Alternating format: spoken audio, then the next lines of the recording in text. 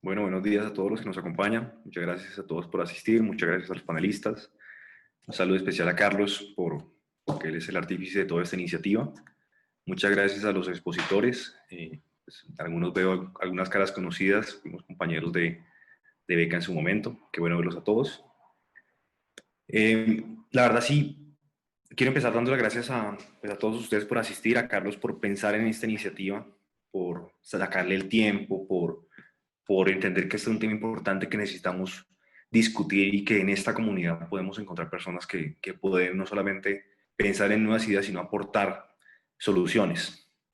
Y para empezar mi discurso y como para darle inicio a todo lo que va a ser estas semanas de discusión en varios temas y muy interesantes, quisiera hablar de una teoría del cambio social. Hay un científico del comportamiento que se llama Cass Sunstein, que es muy famoso, entre otras cosas porque escribió o coescribió el libro Notch, y él tiene una teoría de cómo sucede el cambio social. Entonces, de acuerdo a Sunstein, las personas se pueden clasificar de 0, 1, 2, 3, hasta infinito, de acuerdo a su disposición al cambio social. En su teoría, los ceros son esas personas que son las primeras en proponer un cambio social. Los ceros son esos idealistas, enamorados, esos Quijotes que emprenden tareas que muchos no se atreverían a realizar. Los ceros también son personas que no necesitan que nadie les diga qué es bueno o qué es malo, y que son lo suficientemente valientes para ir en contra de la corriente. El mundo necesita de esos ceros, porque sin ellos o ellas, nadie se atrevería a cambiar el mundo. Por ejemplo, fue una cero la que fue capaz de iniciar el movimiento Me Too en Estados Unidos y que luego fue el resto del mundo. Y esta cero fue capaz de denunciar a su victimario en un círculo de poder muy importante, todo el tema de la televisión en Estados Unidos y al cine, y fue capaz de denunciarlo a pesar de que nadie más lo estaba haciendo. Ella fue la primera en decir, aquí está pasando algo más, y el resto de personas se le fueron uniendo, y el resto de mujeres, pues. Sin embargo, los ceros son solo una parte del cambio social. Los ceros pueden surgir de forma espontánea y de la misma forma nunca llegar a ser relevantes. Para que una idea, para que una nueva acción se convierta en la norma, en el nuevo status quo, los ceros necesitan a los unos para que los sigan. Y aquí me desvío un poquito de las palabras de Sunstein porque según él, después de que los unos empiezan a seguir a los ceros, luego le siguen los dos y luego los tres y así sucesivamente hasta que la idea o la acción llega a cambiar la mayoría de la población. Y me desvío porque me parece importante pensar en el papel de los unos. El cero puede ser un o una valiente, o puede ser una persona ingenua sin mucho que perder. En cambio, los unos no tanto. Los unos son aquellos que depositan su confianza en otros cuando nadie más lo ha hecho. Los unos, por su naturaleza reservada, pueden llegar a ser más prudentes, pero también pueden llegar a tomar mejores decisiones. Sin los unos, los ceros serían personas fuera del común y no iniciadores del cambio social. En nuestra comunidad Chimney y en nuestra comunidad de Redbreed tenemos muchos ceros y tenemos muchos unos. Carlos Reyes es claramente un cero. Es una persona que por iniciativa propia decidió convocarnos a todos. Sin Carlos no estaríamos acá discutiendo estos temas tan importantes para la ciudad del futuro. Sin embargo, si Carlos no hubiera tenido apoyo de los unos, posiblemente esta conferencia no estaría pasando. Los unos son los conferencistas, los asistentes a estas charlas, y yo me incluyo dentro de este grupo, porque nosotros vimos en lo que proponía Carlos una idea interesante, y confiamos en que acompañar a un cero nos podía conducir al cambio que esperamos para nuestras ciudades. En las semanas que vienen vamos a ver conferencistas y vamos a participar en discusiones donde vamos a tener la oportunidad de conocer muchos ceros y muchos unos. Estos ceros van a tener ideas muy interesantes, emprendimientos, o van a estar trabajando en temas que los unos podemos apoyar. Mi invitación es a que usemos estos espacios para comenzar los cambios sociales que queremos ver. Que de estas reuniones salgan alianzas entre ceros y unos que lleven a mejores ideas y a mejores acciones y que permitan que los dos, los tres, los cuatro, los cientos y los miles los sigan y los acompañen a lograr el cambio que necesitan nuestras ciudades. Eso era todo. Muchas gracias.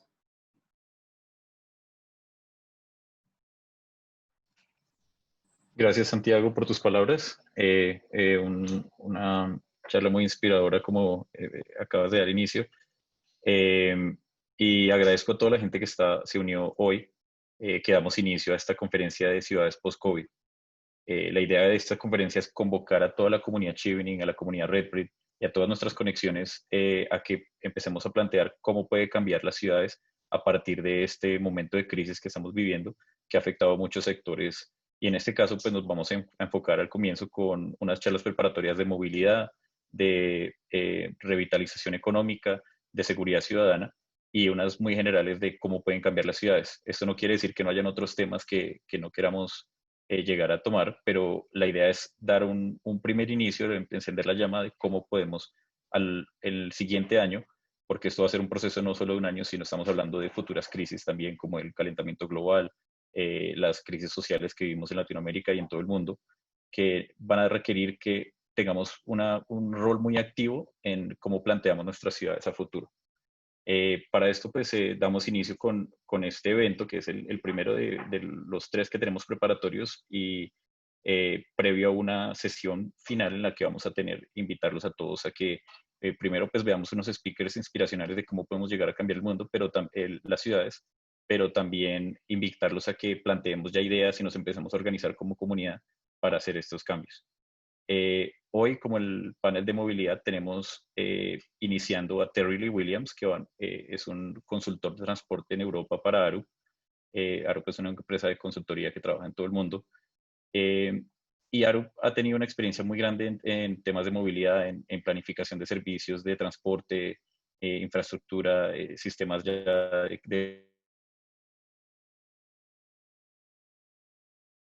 eh, una apreciante de cómo llegar a esa idea de movilidad integral para integrado, perdón, creo que perdí la conexión, eh, la idea de movilidad integrada con el planteamiento urbano. Después de esto, Alejandro Echeverry, también de ARUP, y una de las personas que tiene gran experiencia en Colombia y también en el resto de América en planeación de transporte, va a presentar un panel en el que tenemos a varias personas, entre los que tenemos a Milena Suárez, que en este momento está unida a nosotros desde Filipinas y que tiene una ingeniería de transporte es ingeniera de transporte y ha trabajado a nivel internacional en América Latina, África, sudeste de Asia en relación con transporte urbano de las metrópolis y a través de la mejora de sistemas de transporte público. Su trabajo armoniza la planificación urbana y la planificación de transporte en función de las condiciones socioeconómicas, ambientales y físicas de las ciudades. Eh, Agradecemos mucho que ya esté conectado porque obviamente la diferencia de horario es significativa y además Filipinas ha estado en estos últimos días con desastres naturales debido a los tifones y estamos muy felices de que ella se haya podido conectar. Juan Pablo Orjuela es un investigador asociado de estudios de transporte en TCU y es parte de la Escuela de Geografía y Ambiente de la Universidad de Oxford. Es becario Chevening 2013-2014. Es una de las poblaciones objetivos de estas charlas que queremos vincular a todas esas personas que han tenido la oportunidad de estudiar bajo una beca Chevening en Inglaterra, en Reino Unido, y que ahora pueden vincularse a esa transformación de ciudades que queremos lograr. Liani Baglietto es otra planificadora de transporte en Arup en Londres y tiene una gran experiencia en el área de desarrollo del hábitat en relación con grupos comunitarios y gestionando la relación entre distintas autoridades locales para lograr un buen cambio. Liani tiene un background también en transporte y ha trabajado en el Reino Unido y en Perú y nos va a hablar un poco de cómo es la relación de los cambios de transporte que se han visto tanto en Europa como que podemos también hablar desde la perspectiva latinoamericana. Katy Quailia es magíster en transporte y planificación de la ciudad de University of College London.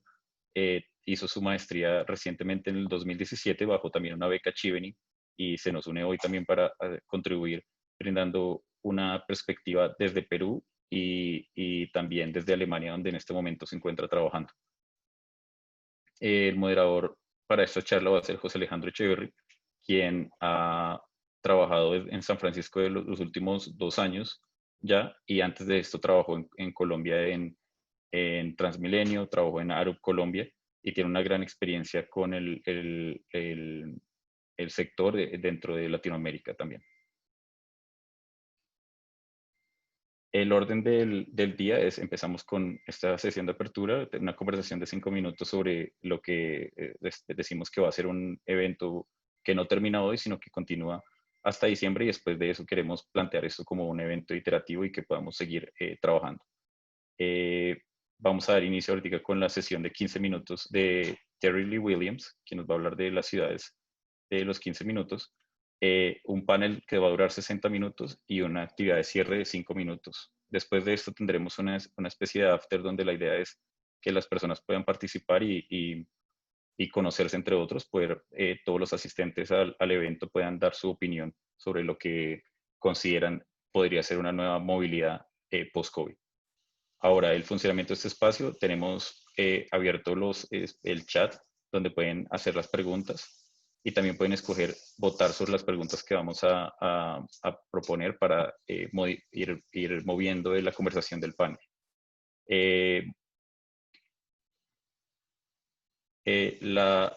Este espacio está vinculado, está creado, como lo imaginamos, como unas conversaciones para aumentar la conversación entre los grupos y personas y conectar para plantearnos como comunidad frente a desafíos que identificamos. Para eso hemos diseñado este espacio de acuerdo a los siguientes principios: promover la participación activa de expositores y asistentes, hablar desde la evidencia y la práctica y valorar todos los aportes desde quienes somos. ¿Listo? Ahora en el chat nos gustaría que nos digan de dónde están y qué les inquieta sobre la movilidad de la pospandemia. Or in English, where are my feet touching the ground? What is my main concern about the mobility after the pandemic? After this introduction, and I'm sorry, Terry, that I have done this in Spanish. I would like to and thank you, and please speak.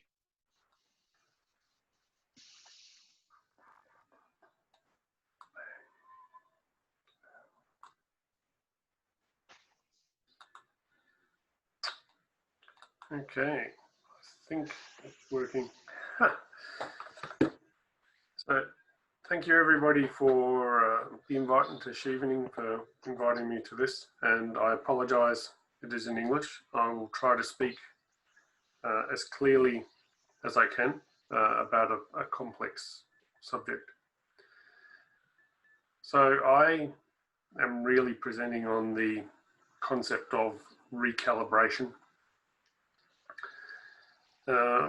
Primarily because we've always talked about the 30-minute city as the primary focus of what we should be doing in transportation. But really, we now have to balance that with the 15-minute village. The way we are experiencing our lives now, of course, is only short-term and hopefully as short as possible. But what comes next is the point of this conversation. What can we keep and what must we do to keep those things? So I guess the most important thing is this is not a revolution. It's not the end of cities as we know it. The billions invested in cities, the billions invested in public transportation is still required and still has value. But how we use cities is changing. And if we look around the world at those places that have moved from full lockdown to no lockdown, few though they are, we still don't see people returning to the office because they don't necessarily see the value.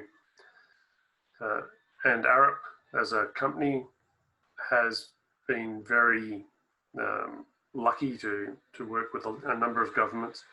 But one of the most intriguing requests we've had is to try and find a way in Sydney in Australia, that's a city of 5 million, it's my hometown, to try and encourage people to come back to the physical workplace. So they have no COVID, they have full transportation systems, they have no restrictions on movement now, but still only 30% of people are regularly attending their office as a workplace.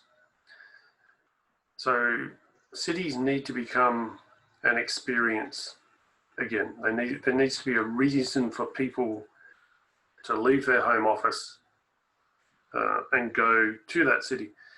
But the city itself is not enough.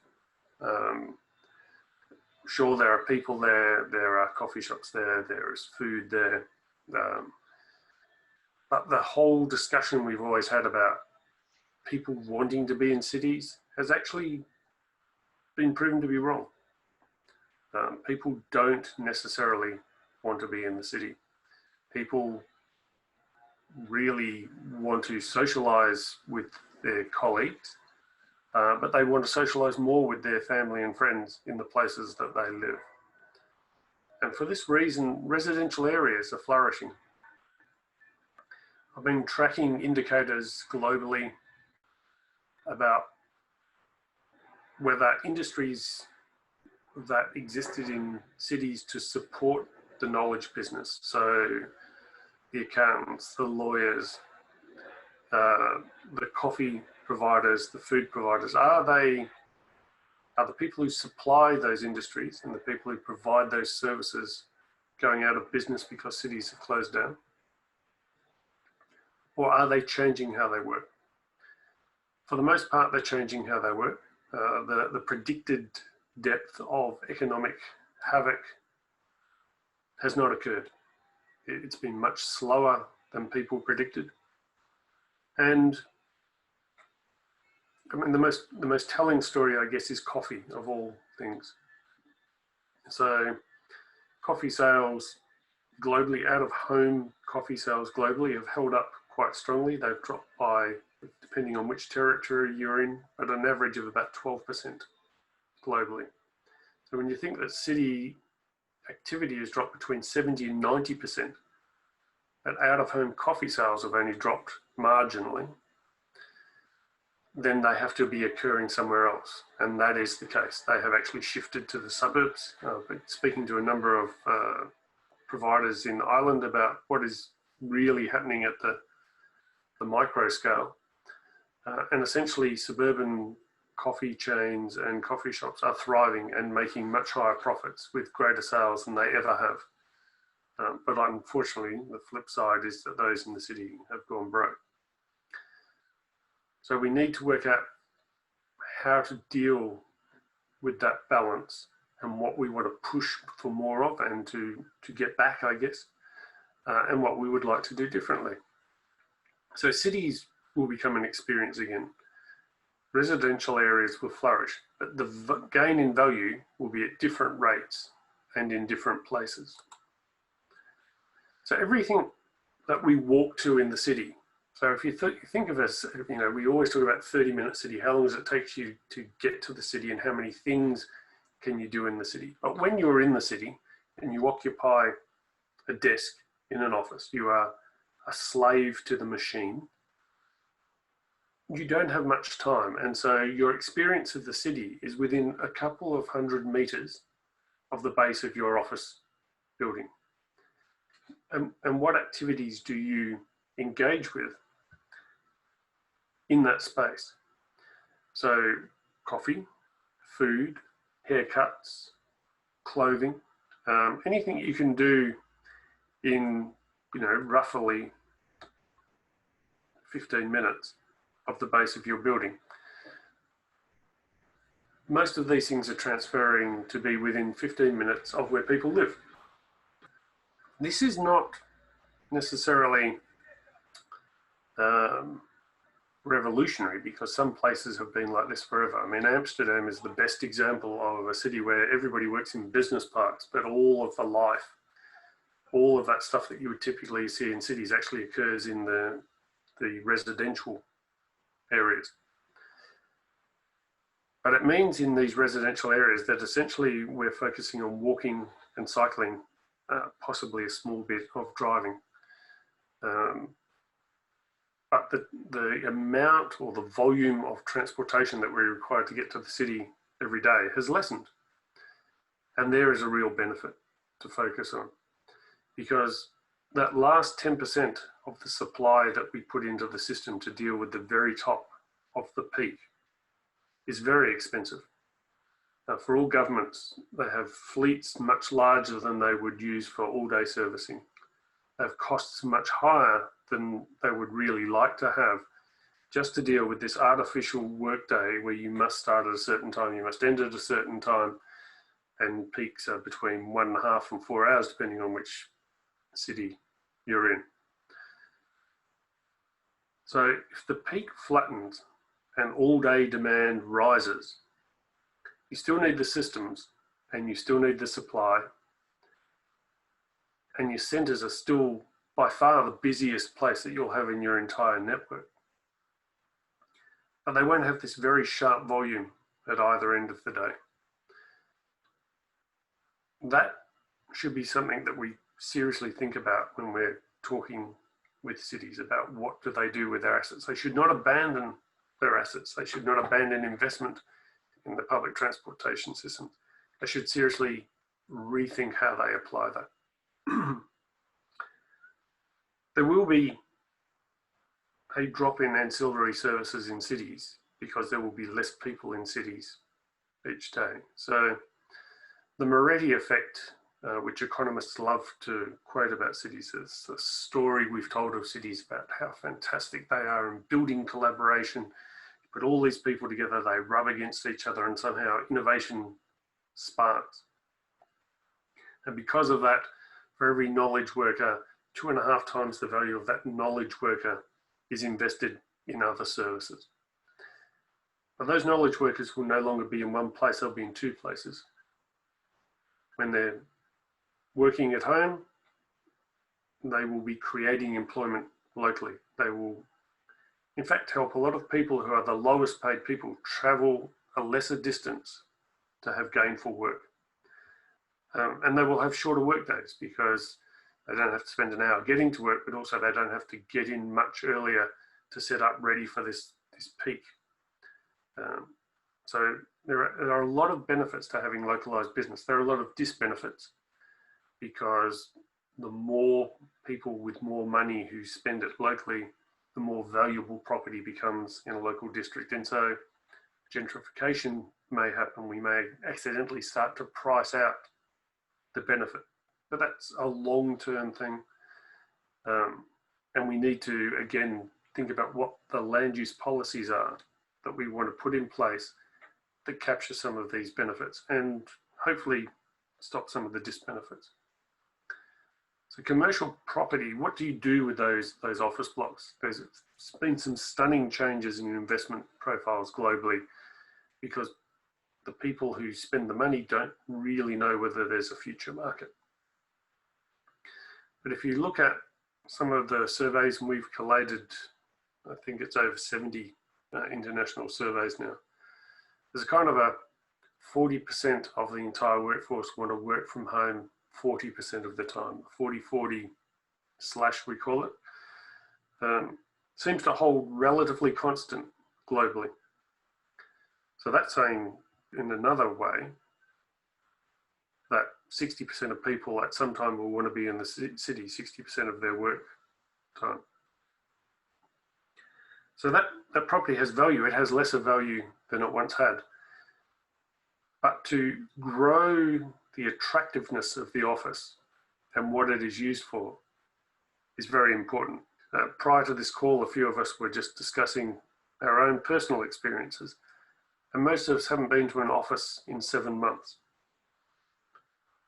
I'm involved in the refit of the Arup office in Dublin, and we're turning it into an experience.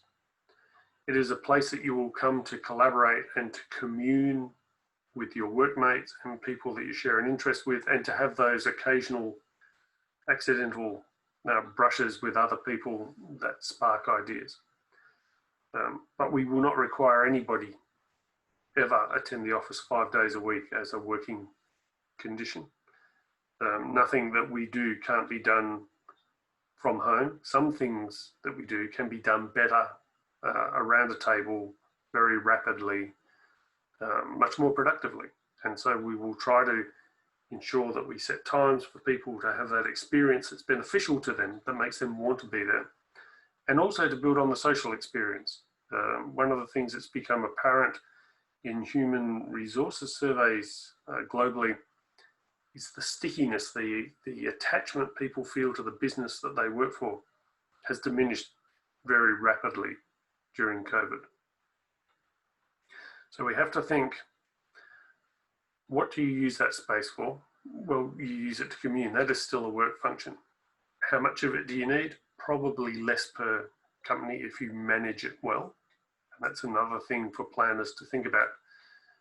What systems do you give to clients to manage how people use their building so that everybody doesn't take Monday and Friday off and, you know, work at home and only work 3 days a week in the city and create an actual peak 3 days a week? Because if you have a 3-day peak, any peak requires the same investment, whether it's on 1 day or 7 days. Private property now has two functions. It's your home and it's where you do your focused working. And values are changing very rapidly around private property. Very small apartments that we've forced people into because it's just too hard to commute to and from their cities. And so they really do wish to be close to their office. No longer applies. So the values of city-based small apartments are dropping. City-based apartments which have room to work and to live and are affordable are actually surprisingly in high demand. But the value of rental properties outside of cities, but within a half-hour commute back to our 30-minute cities, is really actually rising in a lot of places. Even though people aren't yet making that return to the office, they're planning for that return to the office. So really what we're talking about is behavioral psychology. We now have to create a product in a city that people want to buy into and value so that they will use it. And then we have to supply the connectivity to that in the best possible way. And in their local living accommodation in their suburban areas, we need to provide the services that they require to thrive in those local areas. Thank you very much.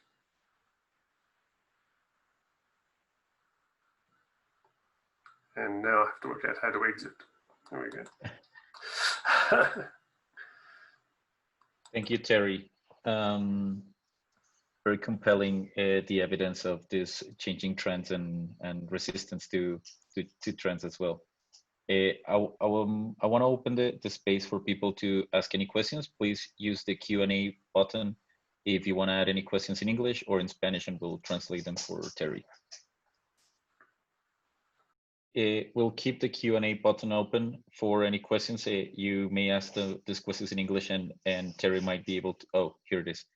Alexandra Shepanka asks, how do we see this changing as a vaccine gets developed?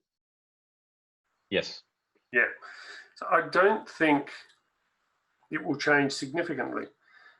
In places where there is no active COVID, behaviour has not returned anywhere near what we would have called normal. So right across Australia, New Zealand, there are a few small territories in Europe that have had very low incidences. People are just disinclined to go to offices on a regular basis when they can avoid the commute. I think we might find that, you know, there will be the effect of COVID and the trust of crowds will change over time, and we will probably get more people coming back to cities, but there just seems to be an entire reluctance globally by knowledge workers who work in buildings to engage with the experience they've been offered. If we start using those spaces differently, people might attend more often. Right now, people don't seem to want to go more than 30% of the time. We're predicting that will be 60% as things improve. But there's not a single model that we have in the world that can accurately predict that. So anything I say is speculation, and we have no evidence to be able to back that up because there's no prior experience we can relate to this. I lived through SARS, which really badly affected Australia, and it took 2 years to get back to what previous normality was, and that had nothing like the effect that COVID's had, and it was much shorter. It was only a 90-day disruption. So now we will be roughly a year in, maybe a year and a half before we have enough vaccination. People learn a lot of habits in that time, and the technology is so good now that people have learned that they don't actually have to participate in office life to be effective.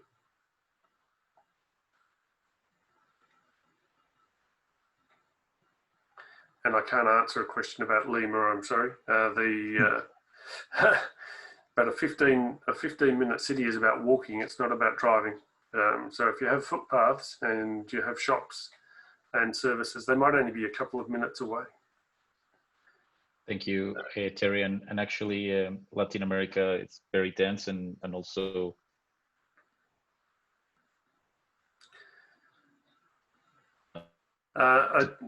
yeah. So Will people come back in 2 to 3 years? That they may. And it depends on what you offer people. Again, this is just like marketing. What are you selling to people? We've sold an office experience that people have fundamentally chosen to reject because it has not been enjoyable for them.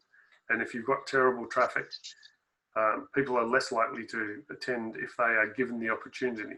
So if culturally you have a situation where it's now acceptable to work from home, I think more and more people will do that.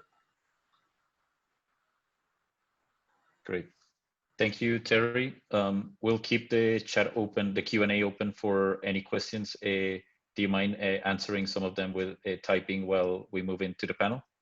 Absolutely, no problem at all. Thank you very much. Alejandro, you want to take the floor?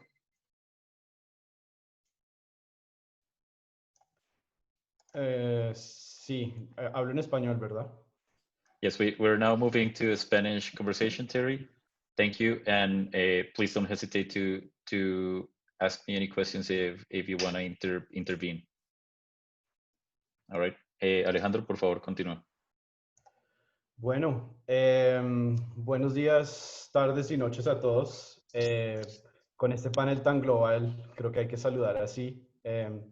Tenemos a Milena en Filipinas, a Juan Pablo y Liani en el Reino Unido y a Katy en Alemania. Y pues yo estoy en San Francisco, entonces pues tenemos personas en todas las zonas horarias, básicamente. Esta es una de las ventajas de la comunicación virtual. Podemos reunir a diferentes personas del mundo en un mismo lugar. Así para algunos sea muy tarde, como para Milena en Filipinas, que entiendo que allá están bien tarde en la medianoche. Y bueno, y pues qué bueno tenerlos a todos aquí. Para explicarles un poco la dinámica de lo que vamos a hacer hoy en el panel, tenemos preparadas unas preguntas, tenemos 2 que le vamos a hacer a todos los panelistas y tenemos otras 2 que vamos a querer escuchar del público pues que les gustaría saber de nuestros panelistas. Entonces, por favor, ayúdenos en las preguntas y respuestas con lo que quieran escuchar. Bueno, y entrando en materia, esta pandemia ha tomado al mundo entero por sorpresa y pues creo que nos encontramos en unos tiempos de harta incertidumbre. Es muy difícil saber qué es lo que está ocurriendo y esto nos dificulta nuestro rol de planeadores o planificadores, como prefieran decirlo. La pandemia ha generado efectos en la economía, en la manera que nos comportamos todos los días. Creo que todos hemos tenido que vivirla de una manera muy diferente.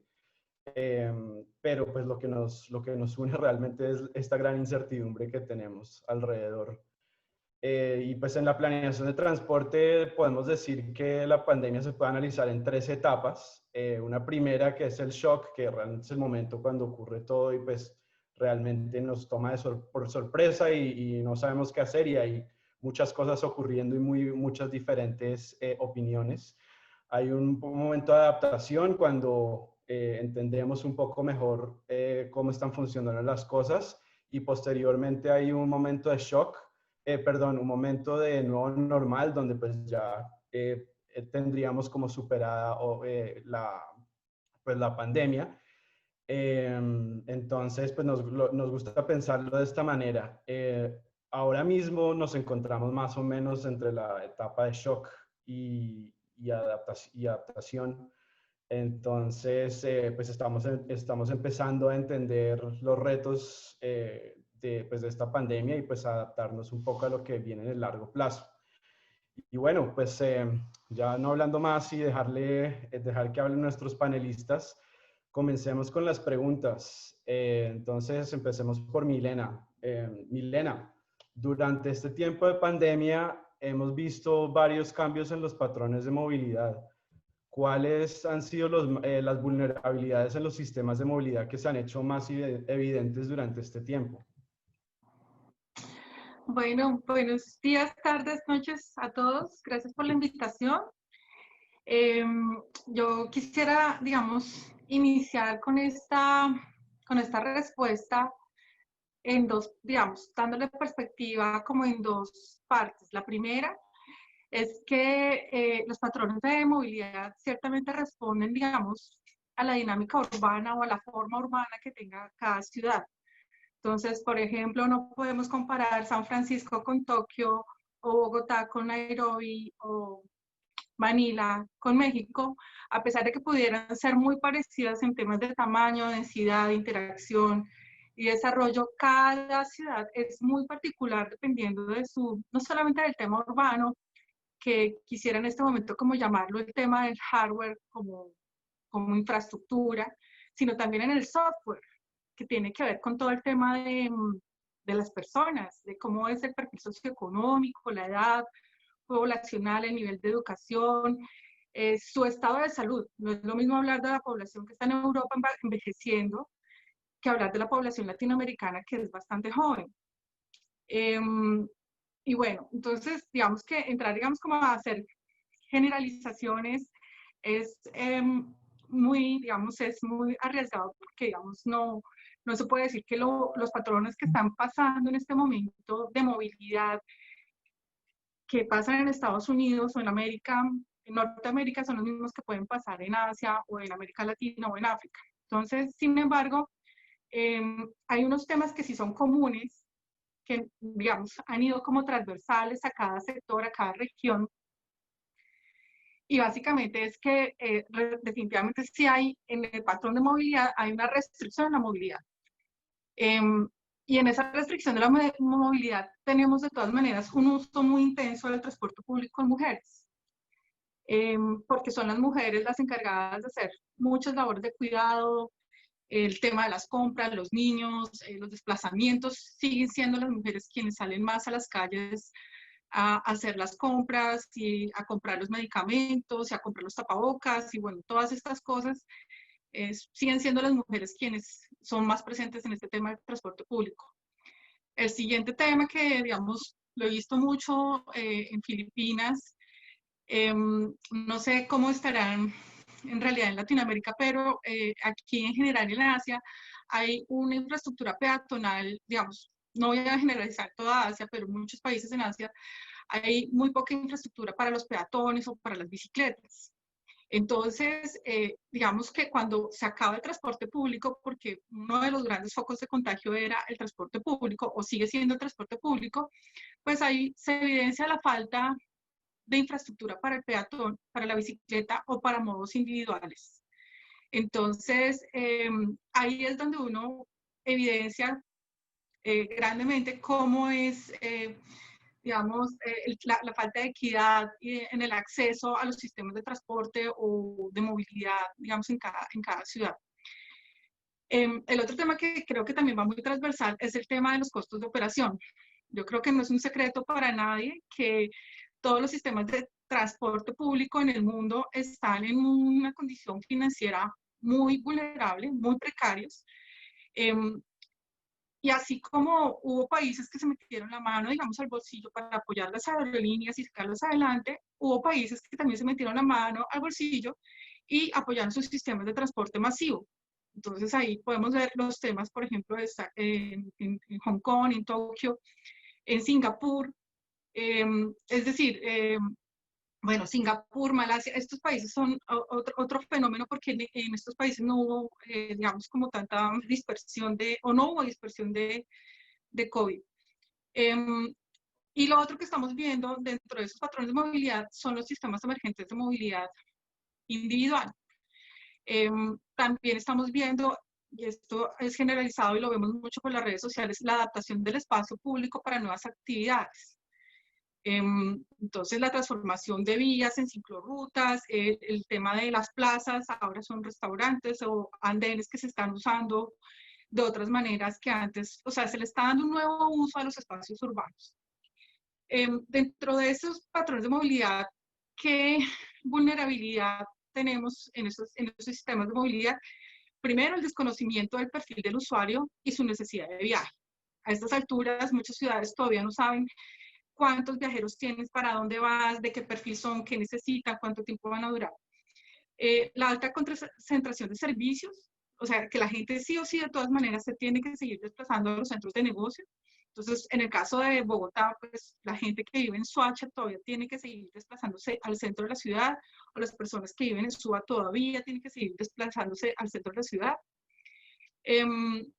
También pues está la baja calidad del servicio, la sostenibilidad financiera, y creo que tenemos un reto muy importante en los sistemas de transporte público, en esta dicotomía, digamos, para lograr una concentración de usuarios suficiente que permita tener un sistema de transporte sostenible, pero al mismo tiempo disminuir el riesgo de contagio. Entonces, creo que son temas, digamos, que están en contraposición, porque lo que necesitamos es sistemas masivos para que sean los sistemas rentables, pero al mismo tiempo les estamos diciendo, usted tiene que viajar ahora con menos capacidad y de todas maneras tiene que ser sostenible. Entonces, bueno, ese era mi aporte. Espero no haber pasado mucho del tiempo. Perdón. No, creo que escuchamos cosas interesantes. Hablaste de la dinámica del territorio, la diferencia entre poblaciones mayores versus más jóvenes, el reto de la infraestructura peatonal y bici en Asia, que creo que no solo ocurre en Asia, creo que en otras latitudes también tienen esos mismos retos. También comparto lo positivo que es la adaptación del espacio público, que creo que en muchas partes también se está viendo una reutilización de ese espacio que ya no están usando, o se lo estamos usando de otra manera. Entonces, bueno, y pasemos para Liani. Pues voy a repetirte la pregunta en caso que no la hayamos tenido. Entonces, Liani, durante este tiempo de pandemia hemos visto varios cambios en los patrones de movilidad. ¿Cuáles han sido las más vulnerables en los sistemas de movilidad y que se han hecho más evidentes durante este tiempo? Okay, buenos días con todos, buenas noches dependiendo de dónde estén. Y nada, me gustaría abordar esta pregunta de una manera un poco parecida al enfoque de Milena. A mí me interesa mucho ver cómo diferentes poblaciones han sido afectadas por lo que es el COVID en temas de transporte y de movilidad. Y algo que me parece muy interesante de lo que nos hemos dado cuenta cuando la pandemia empezó es del déficit de infraestructura de transporte, especialmente para lo que eran considerados como viajes secundarios. O sea, todos estos viajes que no siguen el patrón típico de las horas puntas y hacia las centralidades laborales, o hacia ciertas centralidades laborales. Por ejemplo, los viajes más locales, hacia centros educativos, hacia hospitales, farmacias, y viajes que normalmente, como Milena bien mencionaba, son hechos, por ejemplo, por las mujeres o por ciertos grupos sociales para los que no planeamos principalmente. Y esto es algo muy interesante porque ahora que gran parte de la población que solía ir a las centralidades laborales ha tenido la posibilidad de cambiar su forma de trabajar a manera remota y están pasando más tiempo en casa y en las localidades, es interesante porque ahora recién nos empezamos a dar cuenta, oh vaya, realmente la infraestructura local no estaba planeada de una manera tan eficiente. Nos empezamos a dar cuenta que quizás las aceras no eran lo suficientemente anchas, que habían quizás grietas, que quizás habían espacios en los que ya no había acera. Y que, por ejemplo, y esto era algo con lo que una gran parte de la población había tenido que lidiar por mucho tiempo. Imagínense, por ejemplo, a unas señoras con carrito que tenían que hacer estos viajes multimodales y chain trips, lo llamamos en inglés, de ir de un lado al otro y que de la nada ya no tengas más acera o dónde seguir empujando el carrito. Estas son cosas que están saliendo y saltando ahora. Y yo creo que algo muy interesante es lo rápido que hemos empezado a adaptarnos. Apenas hemos entendido que esto era un problema. Y esto ha sido muy interesante en el sentido de que hemos empezado a poner un montón de infraestructura pop-up. Hemos empezado a poner conos y a ampliar nuestras aceras porque simplemente no funcionaban, no estaban adaptadas para cubrir con las necesidades de más gente viviendo a un nivel local y de este incremento en el número de estos viajes. Así que yo creo que ahí hay dos cosas que rescatar, que uno, si había este déficit en infraestructura, pero dos, que ahora que hay más gente entendiendo estos patrones de viaje tan complejos, que hay una oportunidad para realmente empezar a mejorarlos.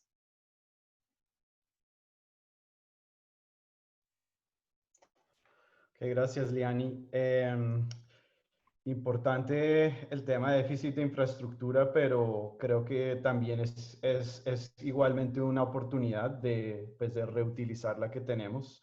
Me gusta lo que dices de la manera como esto ha impactado a la gente que hacía anteriormente viajes múltiples. Creo que para algunas personas creo que el quedarse en casa ha sido, pues no para todos, pero para algunos podría haber sido más conveniente. O por lo menos pues pueden pasar más tiempo en casa. Sigamos con Katy. Katy, ¿te gustaría que repitiera la pregunta o la recuerdas y la puedes contestar? No, sí, yo lo recuerdo, no te preocupes. Okay. Bueno, sobre esta pregunta creo que en verdad ya habiendo lidiado con toda esta crisis ya por estos, digamos, ya por unos 6-7 meses, creo que nos ha ayudado a entender mucho, ¿no? De qué es lo que estamos viviendo realmente. Y para empezar, creo que podría decir de que, primero, los cambios que se han generado, por ejemplo, en todo el tema de la movilidad por el COVID, en realidad, digamos, el COVID no ha generado esos cambios. Han sido los gobiernos nacionales quienes han impuesto medidas, muchas veces intempestivas, de la noche a la mañana, y que ha dejado a los gobiernos locales sin saber qué hacer, ¿no? Entonces, en una situación de no poder dar una respuesta inmediata a estas medidas que se han implementado, ¿no? Entonces, yo creo que eso, obviamente, no se tenía que responder inmediatamente, pero creo que también ahí vemos muy claramente, ¿no? Esa falta de coordinación, ¿no? Si el gobierno nacional, por ejemplo, va a dictar una medida, yo creo que, y eso es muy común en nuestros países, que no hay una coordinación, en verdad, entre los distintos niveles, ¿no? Entonces, ¿qué pasa? El gobierno local luego tiene que ver qué hace, ¿no? Con estas medidas que se han dictado. Entonces, yo creo que podría mencionar el caso de Perú, ¿no? Que ha sido uno de los países que ha puesto una de las restricciones más fuertes en Latinoamérica y que ha dejado a mucha gente, en verdad, sin opciones, ¿no? De poder moverse en la ciudad. Y no solamente eso, sino, por ejemplo, Lima, que es una de las metrópolis más grandes de Latinoamérica. Mucha gente se ha visto en la necesidad de simplemente dejar la ciudad, porque no había opciones, ¿no? Ni de trabajo, ni de movilidad, ni de vivir, ¿no? Entonces, han tenido que emigrar dentro del país, ¿no?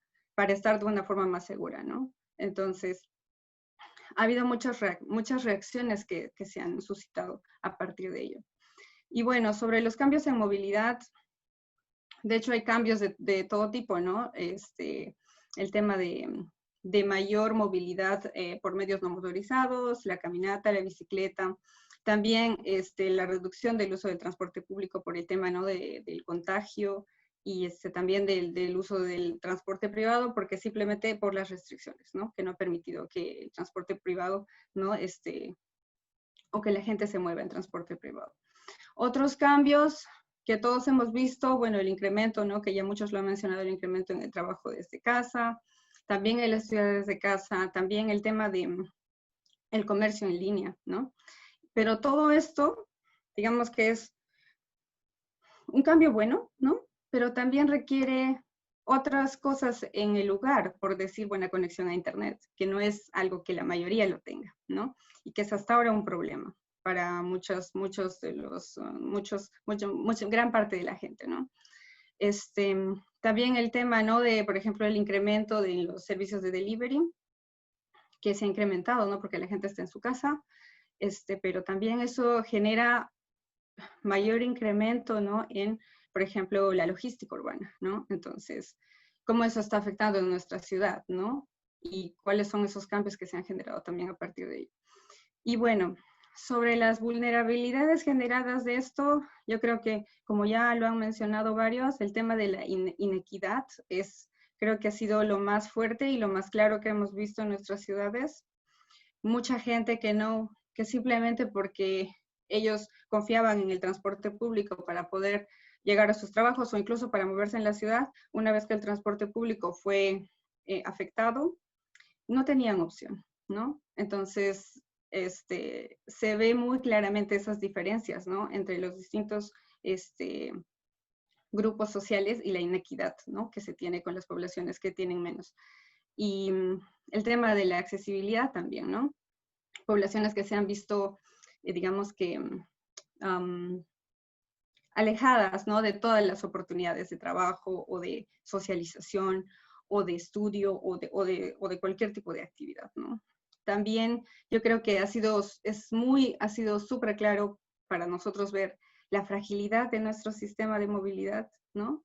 Porque el mismo hecho de que nuestros sistemas en muchos casos no estén conectados, no estén integrados, no permitan ese cambio de modo, ¿no? Entonces, y también no permitan el acceso, digamos, a toda la población, ha generado, ¿no? Todos estos problemas para la gran mayoría, ¿no? Y también el tema de la falta de apoyo, digamos, monetario o financiamiento, ¿no?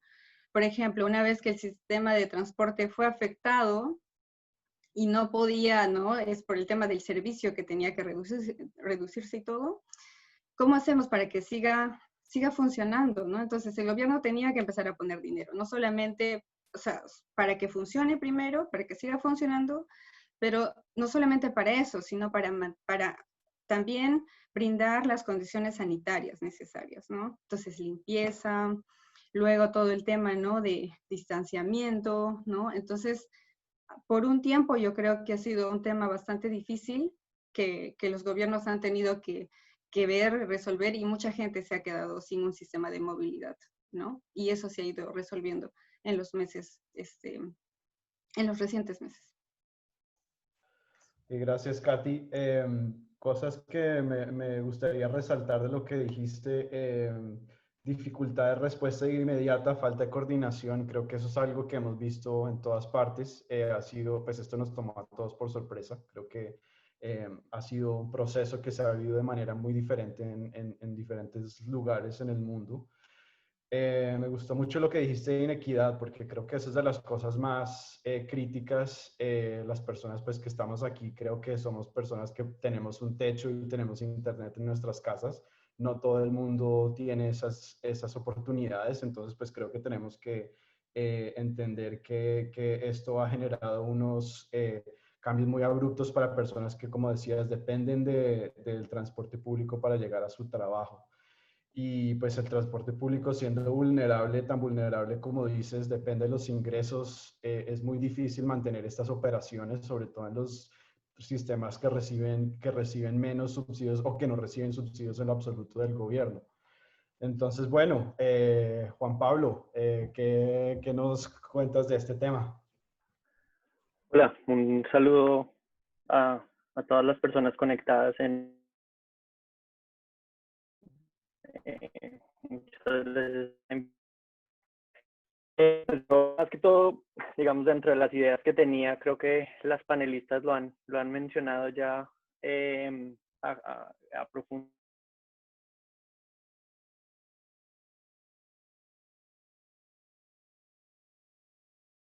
Creo que estamos perdiendo. Función de unos en función de unos periodos de retorno, digamos, de diferentes eventos que pueden suceder. Tenemos ciudades diseñadas en función de terremotos, en función de inundaciones, en función de un montón de cosas que sabemos que nos pueden alcanzar, y diseñamos todas las ciudades. Algunas veces son terremotos con periodos de retorno de 100 años, hay veces son periodos de retorno de qué tan frecuentes son estos eventos. Y la pandemia me parece que en este momento la estamos abordando de una forma como si fuera algo que nos... Yo no sé si esto suena muy pesimista, pero no que sea el caso. Hace menos de 20 años tuvimos el SARS que mencionaba Terry brevemente en su conferencia. Hace 100 años tuvimos otro caso que podríamos llamar similar a este, con la peste española. Esta pandemia no es algo del momento, sino que es algo que se va a ir dando, y tenemos que empezar a diseñar ciudades en función de un periodo de retorno pandémico, digamos. Entonces, más que pensar qué es lo que tenemos que hacer ya para superar esta crisis y después olvidarnos de eso, es cómo diseñamos sistemas de transporte que sí sean, como dice el título, digamos, de invitación a esta charla, que sean resilientes a estos cambios. Lo que las panelistas han dicho antes de mí, hay 3 temas pues, fundamentales que yo identifico como vulnerabilidades que se enfatizaron con el tema de la pandemia. El primero es el financiero, lo han mencionado ya varias veces. Digamos, en muchos países en América Latina, el diseño de los sistemas de transporte ha sido casi que prohibitivo hacer subsidios para el sistema de transporte. Esto es algo que es hora de que nos replanteemos esa idea. Digamos que el caso del BRT en Bogotá, el Transmilenio, se volvió un ejemplo de cómo en teoría un sistema de transporte podía funcionar sin subsidios y podía mantenerse a punta de la tarifa al usuario. Creo que la pandemia pone muy en evidencia y cuestiona ampliamente esa idea de por qué es esto. En Bogotá, por ejemplo, los estratos 1 y 2 se gastan más del 25% de su salario en transporte público. Incluso esa cifra, que para mí es alarmante, no nos había puesto tan de frente el tema de los subsidios, y creo que la pandemia nos hace cuestionar eso bastante, preguntárnoslo con mucha más seriedad, pero es algo que también han mencionado. El segundo es un tema social, definitivamente también algo que han mencionado. Si nosotros de verdad nos queremos mover hacia ciudades en donde los desplazamientos sean mucho más cortos, también haciendo eco sobre la presentación de Terry.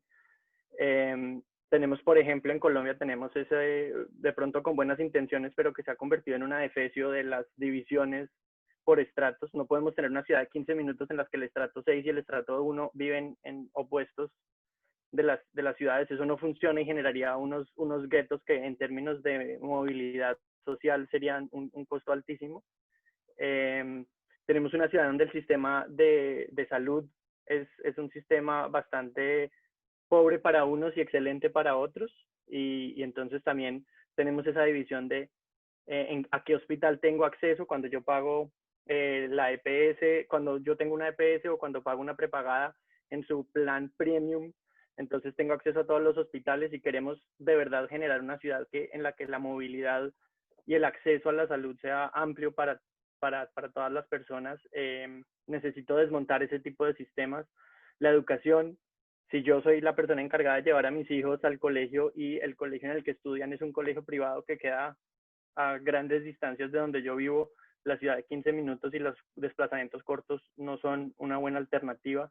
Entonces, en ciudades donde el sistema educativo es pobre, digamos, el sistema público no está bien financiado, es un mal sistema, pues también vamos a tener todo ese tipo de impactos. Entonces creo que el sistema de transporte, como para resumir este tema, es un sistema que tiene que ser resiliente y que no podemos ver la pandemia como algo que va a suceder y que en unos 2-3 años vamos a salir de esto, sino que va a tener un periodo de retorno.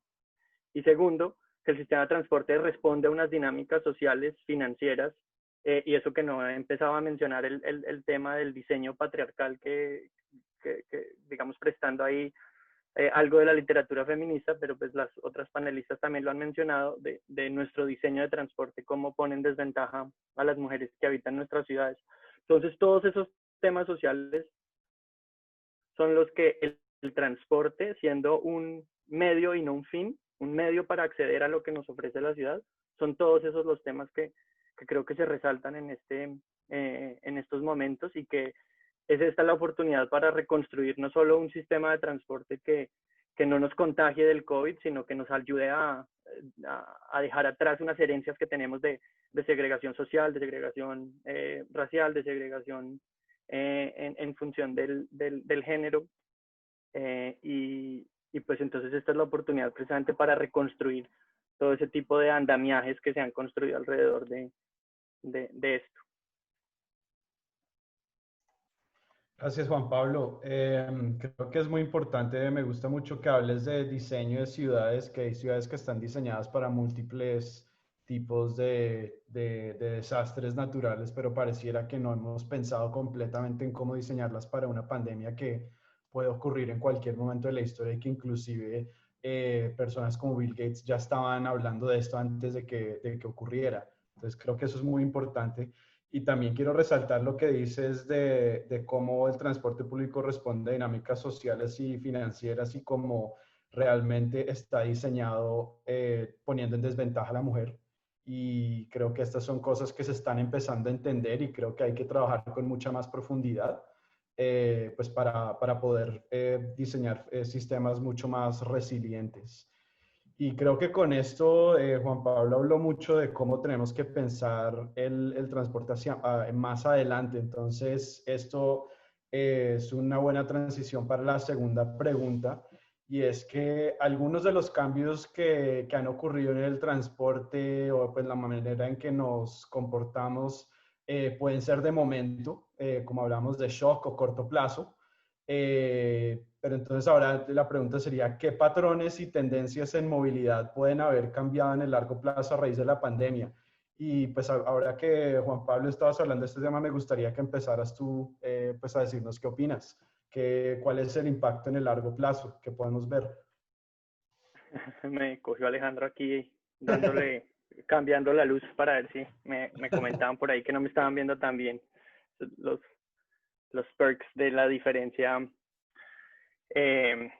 horaria, pero bueno, ahora creo que va a quedar como más oscuro, pero bueno, miremos hacia o si prefieres puedo empezar. pero que no oigan bien, que eso es lo más importante. Bueno, yo sí, exacto, sobre eso, digamos, creo que la construcción de esas ciudades, digamos, pensar en esto no como solo un shock del momento, sino como un tema a largo plazo. Como el shock, digamos, tenemos, sí, ya volví, perdón, la luz y ahora la conexión. Perdón, pero sí, estaba respondiendo a tu pregunta, Alejandro. Estaba diciendo que si bien, digamos, venía de decir que no deberíamos responder a esto solamente como un shock, sí creo que pues igual sí hay unos impactos que podemos aprovechar, ¿no? Como una inercia que empezamos a tener. Ahí hay entonces dos temas bien importantes. El primero es cómo aprovechar esto para la movilidad activa. Digamos, ha habido, América Latina en este sentido sí creo que ha sido un ejemplo de cómo hemos rápidamente respondido a la necesidad de la movilidad activa. Empezamos a tener senderos de bicicletas, empezamos a tener muchísima más infraestructura diseñada pues en función de la bicicleta, modos de movilidad importantísimo para la movilidad del futuro. Y segundo, transporte, a los sistemas de transporte público. Y en ese sentido es difícil porque llevamos muchos años tratando de fomentar el uso del transporte público. Bogotá, que es uno de los ejemplos que mejor conozco, creo, tiene más o menos como el 60% de los viajes motorizados se hacen en transporte público, y ha logrado más o menos mantenerse así a pesar de que la ciudad se ha ido desarrollando económicamente. Eso no es tan común. Normalmente, a medida que las ciudades se desarrollan, se mueven del transporte público al transporte privado. Y estamos haciendo unos esfuerzos muy grandes para mantener a la gente en el transporte público, pero ahora la gente tiene miedo al transporte público. Entonces, hola, ¿me escuchan? Hola, sí. Desafortunadamente mi conexión estaba funcionando perfecto hasta que respondí, entonces mejor ya, digamos que ya respondí bien. Bueno, infortunadamente, Juan Pablo, no escuché parte de lo que dijiste, pero creo que importante que, como mencionas, hay que aprovechar la inercia de lo que está ocurriendo para seguir trabajando en mejorar la movilidad activa en las ciudades. Creo que eso es algo muy importante para rescatar. Y también creo que pues escuché pues que hablabas de pues lo que son, ya antes de la pandemia era un esfuerzo grande de tener a las personas en el transporte público, que vemos que cada vez la gente se mueve más hacia los carros o hacia las motos. Y pues ahora la pandemia está haciendo esa situación un poco más difícil, lo hace mucho más difícil justificar el uso del transporte público. Entonces, claramente eso es un reto hacia adelante. Sigamos con Katy. Katy, ¿qué opinas tú de lo que puede cambiar en el largo plazo a raíz de la pandemia? Bueno, creo que sobre algunos de los cambios que ya se han generado, ¿no? Y que ya hemos estado hablando, creo que el tema de trabajo desde casa, ¿no? Y es algo que es potencial que se mantenga, ¿no? Porque ya mucha gente que no veía esto nunca que sea posible, ¿no? Que pase, por ejemplo, en distintos sectores, es algo que por el tema de la pandemia ha tenido que pasar así. Entonces, yo creo que eso se genera como una nueva oportunidad que potencialmente va a seguir en el futuro. También el tema, pienso, del incremento de la gente que camina y que maneja bicicleta, como ya también estuvo mencionando, me parece, Juan Pablo. Y para esto, obviamente, ¿no? Todo el tema de la nueva infraestructura que se está generando en nuestras ciudades, como las nuevas ciclovías, ¿no? Temporales y todo, que muchas ciudades ya están evaluando hacerlas permanentes y yo creo que para incluso nosotros también asegurarnos de que eso funcione, lo que hace falta son más políticas, ¿no? O sea, obviamente la infraestructura no asegura el cambio, ¿no? La infraestructura es una parte y ahí hay que complementar, ¿no? Para generar realmente este cambio de hábito, ¿no? Entonces, ahí faltan más políticas, ¿no? Que realmente hagan esto atractivo, incentivos, normas, regulaciones, ¿no? Para que también la gente pueda compartir la vía de forma segura y de forma también atractiva, ¿no? Para todos los usuarios. Y el otro tema que creo que también puede ser que ya está de hecho cambiando y está creciendo es el tema del comercio electrónico, ¿no? Muchas, por ejemplo, los restaurantes o muchos otros negocios están vendiendo en línea, han creado sus aplicaciones, han creado sus páginas web, ¿no? Entonces, para venta. Y yo creo que también para esto se presta mucho, ¿no? El avance de la tecnología y estos cambios que se están generando rápidamente. Entonces, yo creo que una vez que la gente ya se acostumbra a hacerlo de esta forma rápida, sin necesidad de estar viajando para comprar algo, ¿no? Entonces, yo creo que es algo que puede mantenerse e incluso incrementarse en el futuro. Eso sería. Ok, creo que sí es importante lo que dices de respecto a la tecnología, es importante, pues es interesante ver cómo en el momento en el que estamos pues nos ha ayudado mucho la tecnología a mantenernos en contacto, pues esto que estamos haciendo aquí en el Zoom es prueba pues de las capacidades y creo que hay muchas cosas que podemos usar para hacer nuestras vidas mejores después de este periodo de shock. Sigamos con Milena. Milena, ¿tú qué opinas de los efectos en el largo plazo?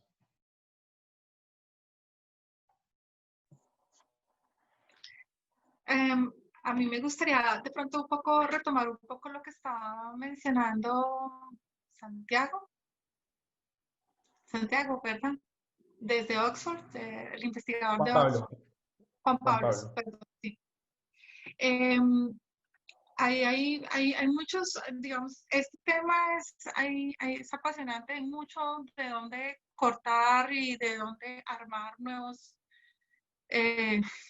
tendencias digamos, para las ciudades, ¿no?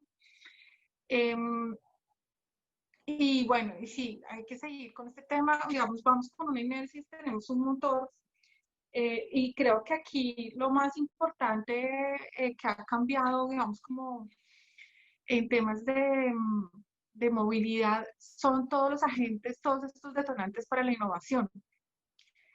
Y ha sido, digamos, un tema que hemos visto ahorita, digamos, creo que ya venía, digamos, como con un motorcito el tema de los vehículos autónomos, los deliveries sin piloto, el tema de los drones, el tema de hacer todas estas compras en línea, los servicios financieros, la atención médica por internet.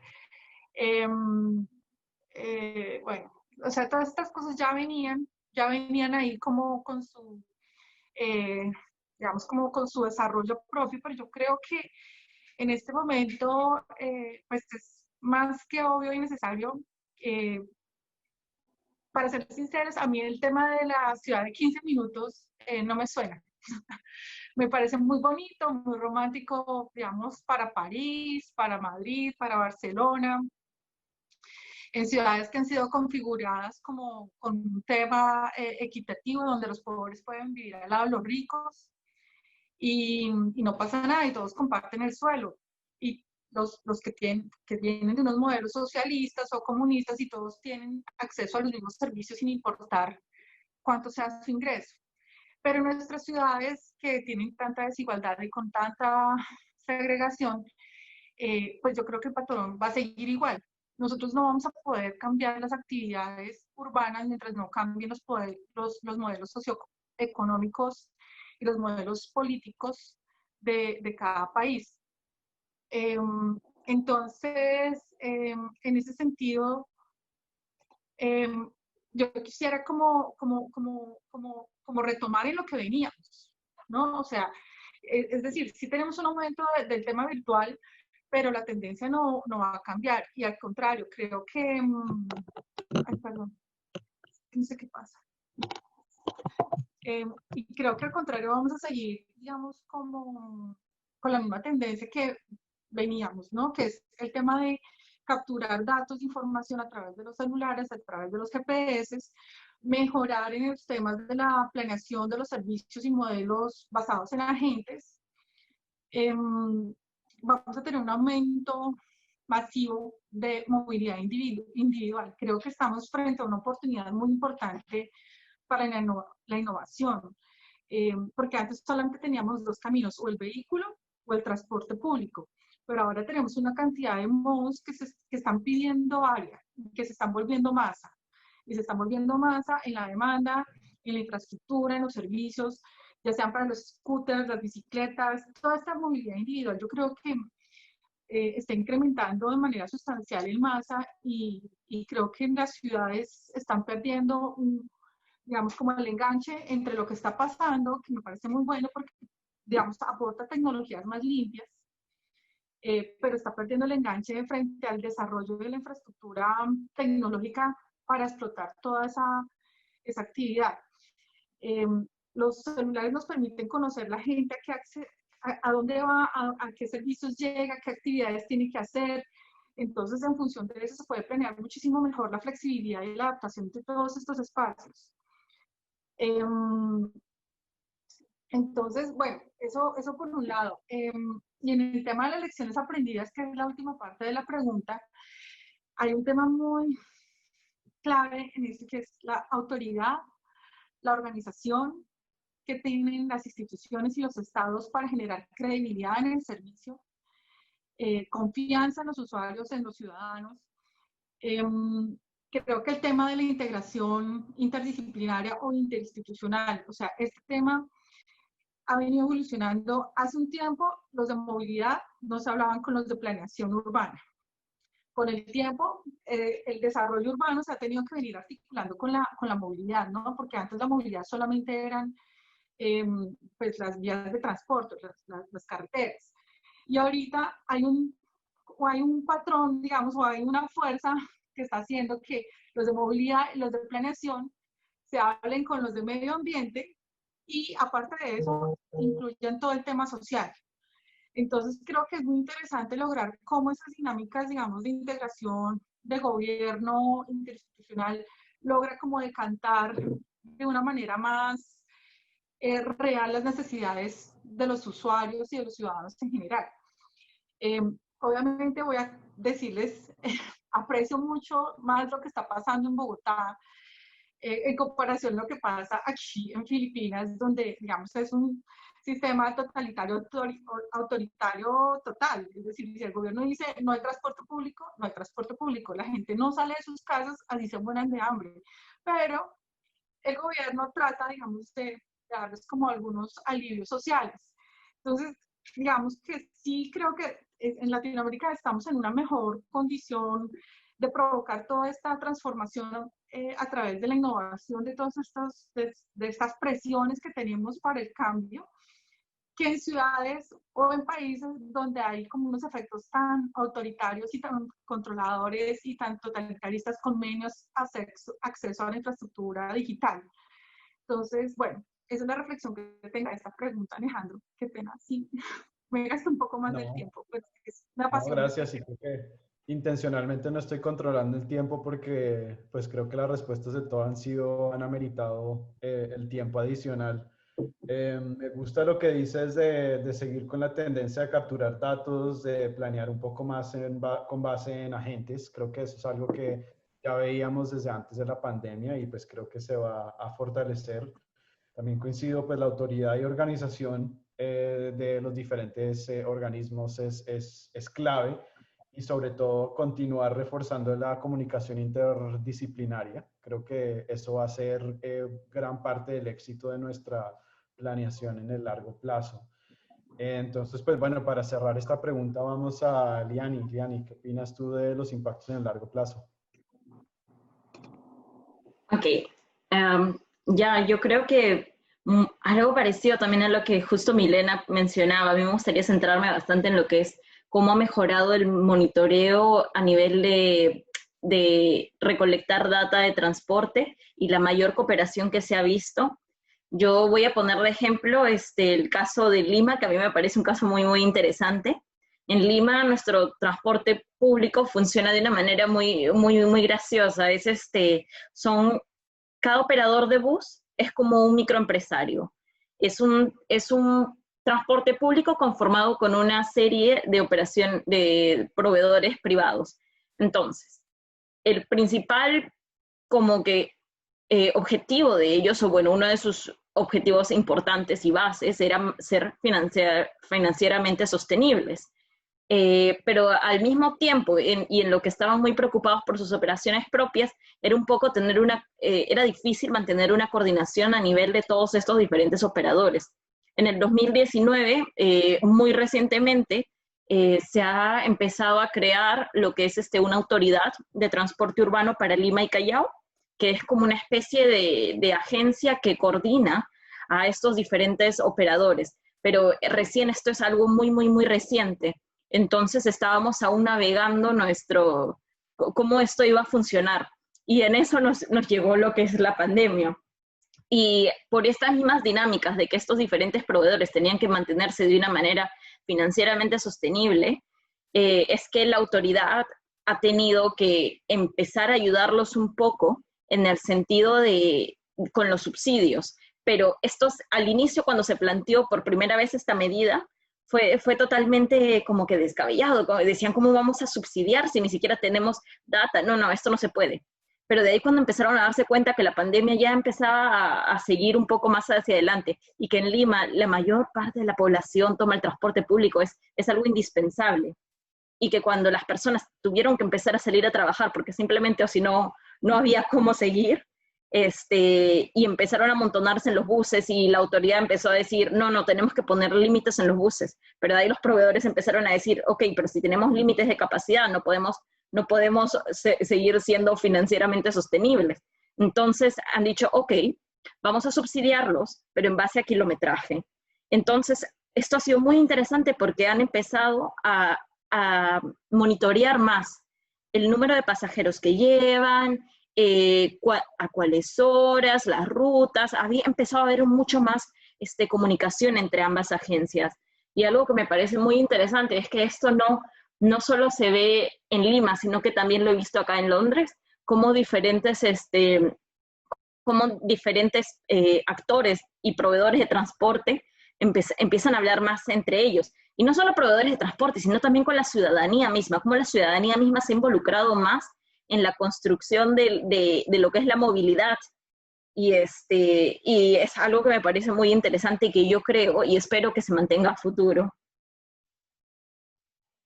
Perdón, estaba tomando notas, sí. No te preocupes.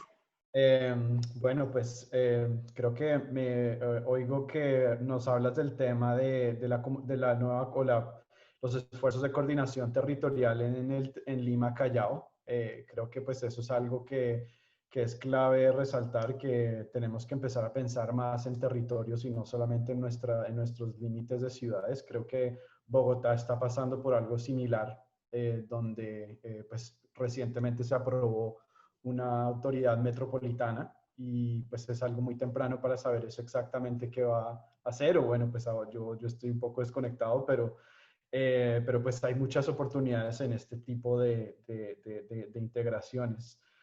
También, nuevamente, muy importante el monitoreo, tener con datos, empoderar a la ciudadanía. Creo que es algo también muy importante que hemos visto a la gente más activa en esto. Bueno, y pues estas son las dos preguntas. Creo que nos quedan alrededor de 10 minutos para responder una pregunta del público. Creo que la que ganó fue la pregunta acerca de la presentación de Terry Lee Williams. Entonces creo que empecemos con Katy. Katy, a partir de la presentación de Terry Lee Williams sobre ciudades compactas de 15 minutos, ¿cuáles son los retos para implementar este modelo de ciudad en las ciudades latinoamericanas? Bueno, yo creo que coincidiendo un poquito con lo que mencionó Milena, de hecho no es tan fácil hablar de un cambio así, ¿no? Porque pensando también, ¿no?, en la magnitud de ciudades que tenemos en Latinoamérica, ¿no? Las grandes metrópolis que son alrededor de los 10 millones o incluso mucho más, ¿no? 15 millones, o los tamaños que tenemos que no son comparables a ciudades, por ejemplo, aquí en Europa. Es un poco difícil, ¿no?, hacer esos cambios en esa escala, ¿no? Y yo creo que un cambio así va a tomar muchísimo tiempo. Y eso, si es que se hacen las cosas, digamos, ¿no? Y si todo sale bien, y si hay decisión política, ¿no? Y si hay el apoyo, bueno, hay muchas cosas que tienen que estar ahí, ¿no?, como elementos esenciales. Entonces, yo creo que pensando, ¿no?, de que, digamos que sí tengamos primero, lo que necesitaríamos sería una decisión política, obviamente, ¿no?, de la autoridad. Obviamente también reconociendo todo lo que hace falta para realizar este cambio, ¿no? Que son muchas cosas, ¿no? Que es desde los temas normativos, desde las regulaciones que te permitan hacer estos cambios, y que en muchos casos, porque las regulaciones y las normativas no están ahí, simplemente no se puede hacer cambios o grandes cambios, ¿no? Entonces se queda en palabras, ¿no? Entonces, diría eso. Y luego también yo creo que otros temas que harían faltas, el otro tema es de la capacidad técnica también, no solamente en temas de, digamos, de conocimientos, ¿no?, sobre estos temas, que por lo general los expertos en estos temas o en temas de urbanismo o de transporte o movilidad sostenible es muy reducido, y también la capacidad también es limitada en los gobiernos locales, y también los recursos son limitados. Por lo general, todo el tema del conocimiento y los estudios se hacen por fuera, se hacen por consultorías, y los gobiernos locales no se quedan con este conocimiento, ¿no? Entonces ellos simplemente gestionan todo por externo, y eso no es bueno, ¿no? Porque se genera una dependencia, ¿no?, para este tipo de conocimiento muy especializado. También el tema que ya mencionaban Liani y Milena, el tema, ¿no?, de trabajar a través de los sectores, ¿no? No solamente primero trabajar de forma más integral la movilidad en sí, ¿no? Que en nuestras ciudades es muy segregado, ¿no? Yo trabajé también en Lima, en la planificación del Metro de Lima, en el Ministerio de Transportes, y para nosotros, la red de metro era la red de metro y nada más.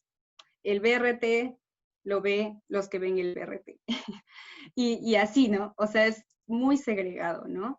Pero yo creo que ya con esto que mencionaba Liani, ojalá, ¿no? Que esto se empiece a generar mucho más, que realmente se dé esta integración. Y estamos hablando solamente de integración de la movilidad o del transporte, ¿no?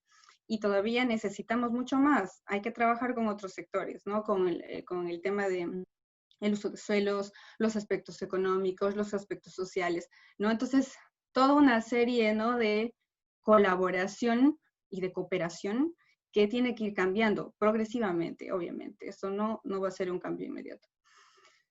Y luego el otro tema también que pienso que es clave, que lo mencionó Juan Pablo, el tema del financiamiento, que creo que es algo que realmente también es una gran limitante para grandes cambios, ¿no? Lo que he visto recientemente es el tema de que se dan a veces mucho financiamiento para estudios, ¿no? Estudios de muchos tipos, pero luego el financiamiento para la implementación a veces es difícil, no se puede asegurar ese financiamiento. O si no, por ejemplo, si no son grandes infraestructuras, ¿no? En general el financiamiento para grandes infraestructuras está ahí, ¿no? Pero, por ejemplo, si hablamos de cambios que no se ven, cambios que no son fáciles de tocar o de verlos en la ciudad, el financiamiento es muy difícil de conseguir, ¿no? Entonces, ese es un tema y generalmente esos cambios que no se ven son los que necesitamos para generar ese cambio de ciudad que queremos, ¿no? Entonces, ahí hay un tema, ¿no? Que hay que ver cómo solucionamos para poder hacer esto posible. Bueno, gracias. Y me gusta oír los retos que mencionas de lo difícil que es llegar a una ciudad de 15 minutos. Estamos un poco cortos de tiempo, entonces me encanta lo que están diciendo todos, pero pues en lo que queda creo que tenemos que ser un poco breves con la respuesta, de pronto 1 minuto o 2. Sigamos con Juan Pablo. Juan Pablo, ¿cuáles son los retos de implementar este modelo de 15 minutos en las ciudades latinoamericanas? Vale, espero que ahora me escuchen bien y me vean bien. Pues yo creo que hay dos retos bien importantes que históricamente en Latinoamérica por lo menos nos ha gustado mucho y es el sistema colonialista y el one size fits all.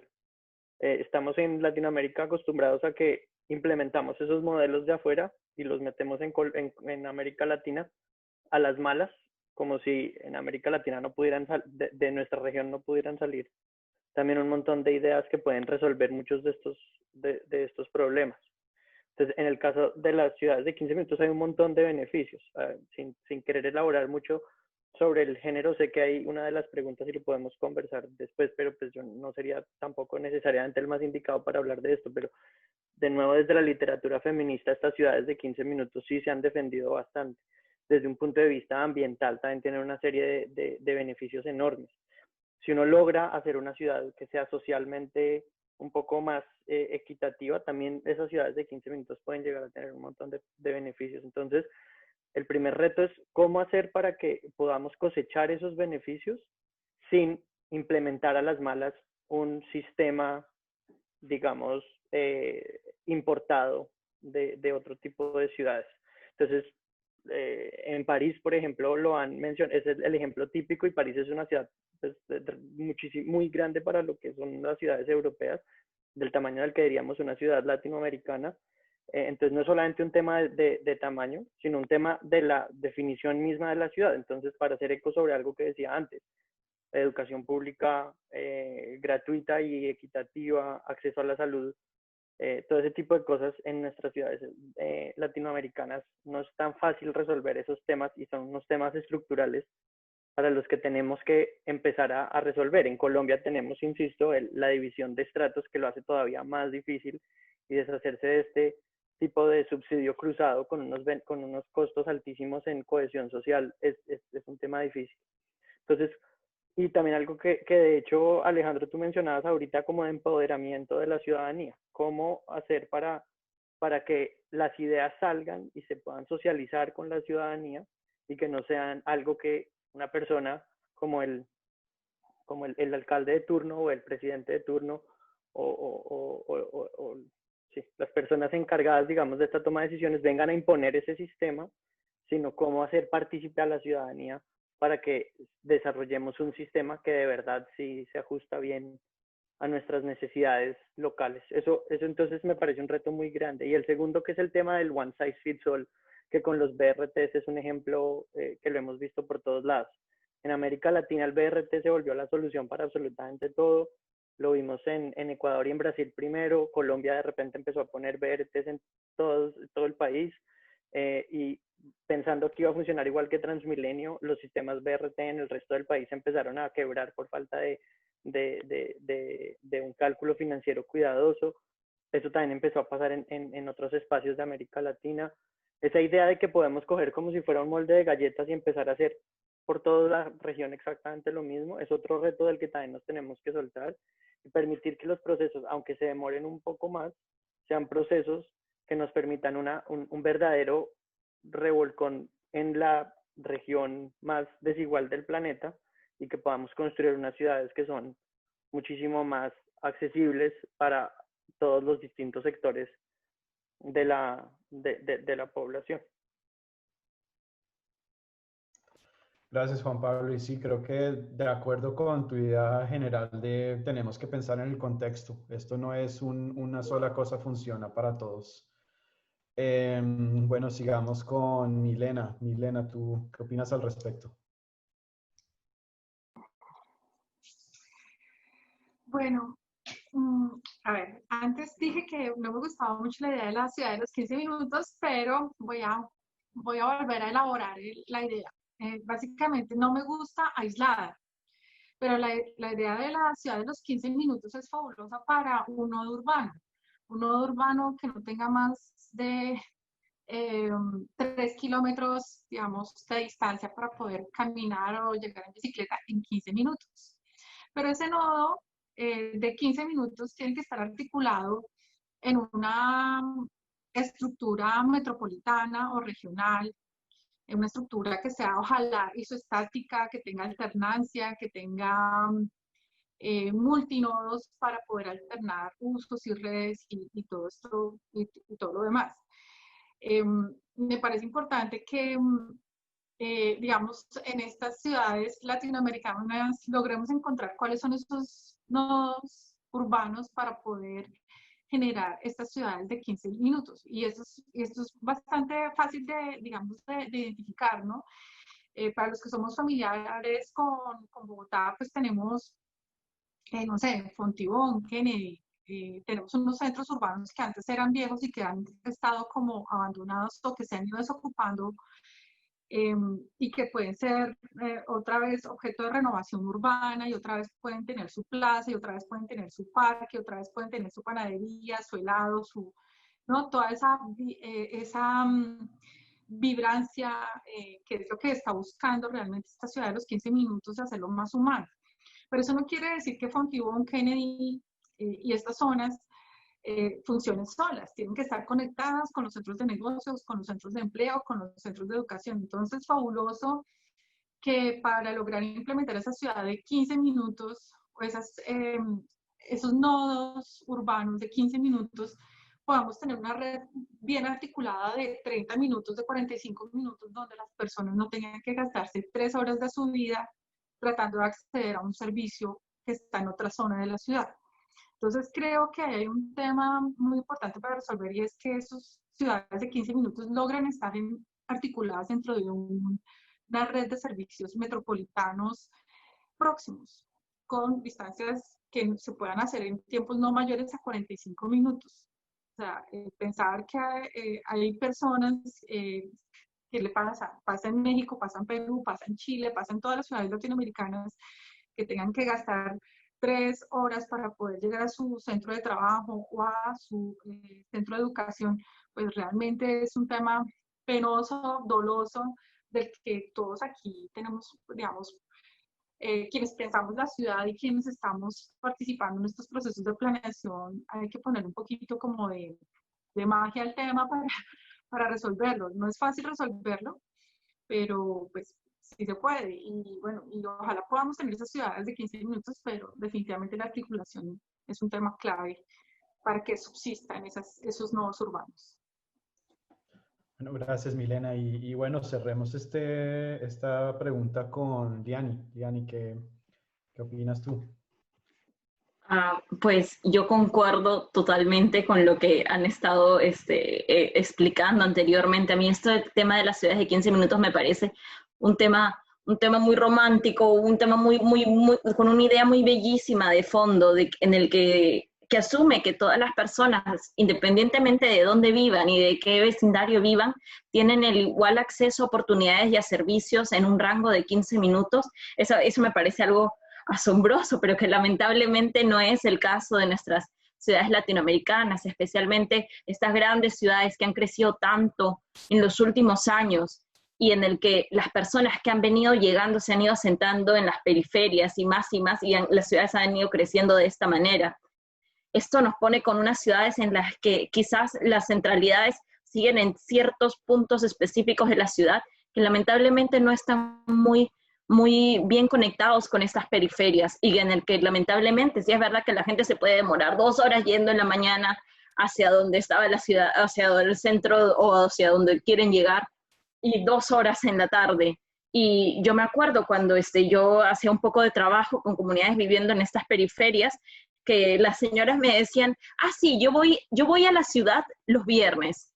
Y yo decía, pero dicen, yo voy a Lima los viernes. Y yo en mi mente decía, pero tú vives en Lima, pero es que es verdad. Viven teóricamente en lo que es el espacio de Lima, pero no se sienten parte de la ciudad, porque no hay este acceso a las oportunidades que la ciudad representa. Entonces, a mí esto me parece algo muy interesante y algo que, en cierto modo, sí deberíamos tratar de explorar, cómo tratar de descentralizar un poco las oportunidades en nuestras ciudades, que son tan con unos temas de desigualdad tan grandes. Yo creo que algo muy interesante que ha surgido es, por ejemplo, la falta, o sea, que se nota es la falta en el déficit de transporte público que conecta estas periferias. Y algo que lo resalta mucho es cómo, por ejemplo, en las periferias, si bien no hay líneas específicas que llegan ahí, se ha sido como que contrabalanceado por lo que son los mototaxis en Lima, otros agentes de transporte que no están mapeados, pero que están ahí para atender esa demanda existente que estamos como que ciertamente obviando, estos invisibles del transporte urbano. Y yo creo que para nosotros empezar a tener estas ciudades más, no de 15 minutos quizás, pero si empezamos a explorar el tema de las ciudades policéntricas, yo creo que porque los nuevos centros en las ciudades van a originarse, orgánicamente van a originarse, pero ahí lo que nosotros tenemos que hacer es apoyarlos de una manera de infraestructura, para que estos centros puedan ser centros que florezcan de una manera exitosa y apoyarlos con la infraestructura. ¿Y cómo hacemos esto? Yo creo que es viendo cuáles son estas soluciones de cierto modo temporales o que han ido surgiendo a esta demanda que no ha sido atendida en el pasado. Así que, bueno, a mí las ciudades de 15 minutos, para resumir en temas de concepto, me parece algo bellísimo, pero sí es verdad que en Latinoamérica quizás deberíamos pensar un poquito más en ciudades policéntricas y cómo apoyar el surgimiento de estas ciudades o la evolución hacia estas ciudades. Bueno, gracias Liani, y pues con tu intervención creo que cerramos este panel. Les agradezco a todos, creo que oímos ideas muy interesantes frente a lo que estamos viviendo en la pandemia, frente a lo que se viene hacia adelante, y también tuvimos oportunidad de hablar un poco sobre este concepto de ciudades de 15 minutos, que creo que todos hay un punto de convergencia general donde es una buena idea, pero es difícil o hay retos de implementar en algunos lugares, como en América Latina. Y creo que la accesibilidad es un tema que es parte de este reto, que cómo logramos conectar a las periferias con los centros productivos. Y también coincido que los nodos múltiples en las ciudades son una forma para trabajar con esto. Y bueno, pues creo que aquí terminamos y pues le doy la palabra entonces a Carlos que pues con lo que sigue. Gracias Alejandro y gracias a todo el panel por las intervenciones. Hay muchos temas muy interesantes, como digo Alejandro.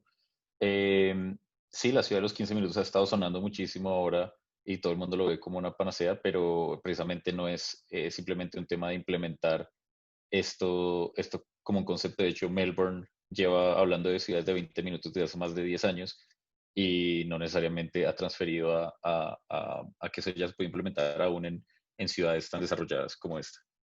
Entonces, pues muy valiosas las contribuciones de todos y nos da luz a de pronto temas que podemos llegar a discutir más adelante cuando hagamos unos paneles no unos paneles, sino unas actividades de participación con los becarios Chevening y la comunidad RedBreed, en la que queremos buscar precisamente cuáles son esos retos. Me suena mucho el tema de la vulnerabilidad financiera de los sistemas públicos. Me parece que es un tema clave y que durante la pandemia ha sido un problema y lo era antes y se vivenció una vulnerabilidad aún mayor durante la pandemia, y esto hace que nos planteemos nuevas formas de que estos sistemas sean viables y no presenten las dificultades a futuro cuando tengamos otros choques.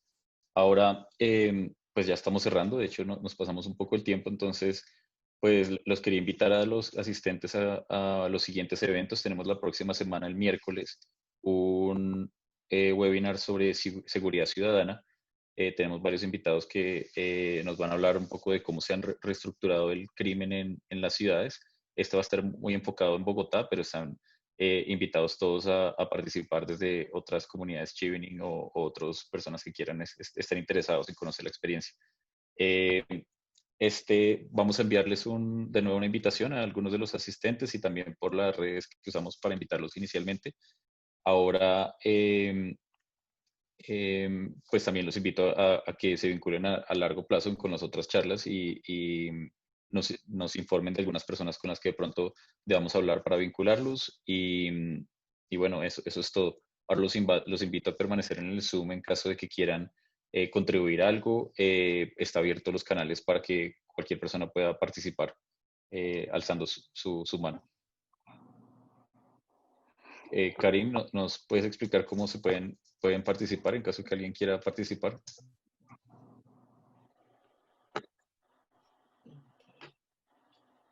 Sí, claro.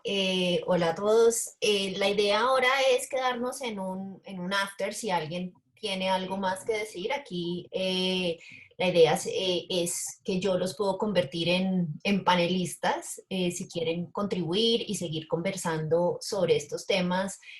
Tenemos en el chat una pregunta que es ¿qué pregunta queremos seguir explorando? Ya todos pueden volver a meter preguntas en el chat y podemos quedarnos hablando sobre esas preguntas.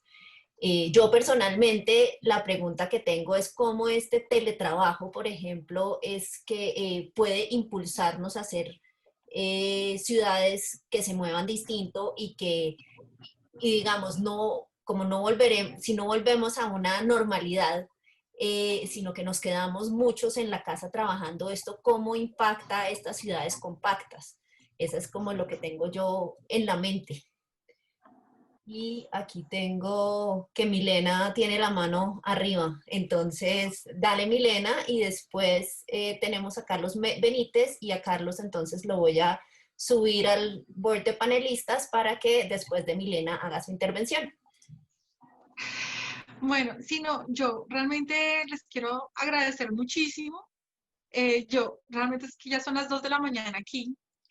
Entonces, he disfrutado muchísimo la charla, ha sido bastante, no sé, motivante, ¿cómo se dirá eso? Inspirador, pues ver toda esta cobertura que hay a nivel global y de gente tan pila. Conozco personalmente a Alejandro y vi que están en los asistentes otro par de pilos, Alejandro Medrano, que ya no está, y Sandra y Sara Díaz, que también personas que trabajan en consultorías y en entidades, y bueno, estoy segura que toda esta comunidad Chevening y todas estas discusiones van a tener frutos a futuro, ¿no? O sea, esta interacción hace falta, las discusiones hacen falta, los debates hacen falta, tener puntos encontrados es necesario, llegar a puntos comunes es aún más necesario. Y bueno, y que muchas gracias, Carlos, por toda esta oportunidad, por dejarme compartir todo esto que quería también contarles de la experiencia acá y de los aprendizajes que hay desde aquí. Y bueno, ya estaremos en contacto si hay algo más que hacer, algo más que decir sobre estos temas de desarrollo. Me despido por ahora, les agradezco desde el fondo de mi corazón y bueno, que tengan un resto de la o de tarde muy chévere. Bye, bye. Gracias, Milena. Chao, chao. Ahí, continuamos con Carlos. Carlos Benítez, escuchamos. Carlos Benítez, sí. Hola, ¿me escuchan? Sí, muy bien, escuchamos. Perfecto, voy a poner mi cámara. Sí, me parece muy valorable estos nuevos temas de conversación que están haciendo y promueven desde Colombia.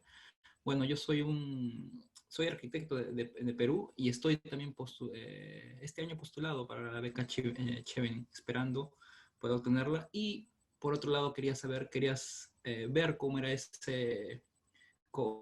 integración del grupo entre las diferentes personas que conforman a Chevening. Entonces, por eso que me interesó desde un principio ver este tipo de conversaciones referente a la movilidad de las ciudades en 15 minutos. Les agradezco por esta iniciativa y esperando también que se expanda, no solamente en Colombia, también en Perú también, ¿por qué no? Y tener nuestra propia red también acá, para también expandirlo y ser más... y descentralizarlo. En realidad ustedes lo descentralizan, pero también sería bueno también tener como coordinadores organizar algo aquí en Perú. Y nada, esperando ser parte de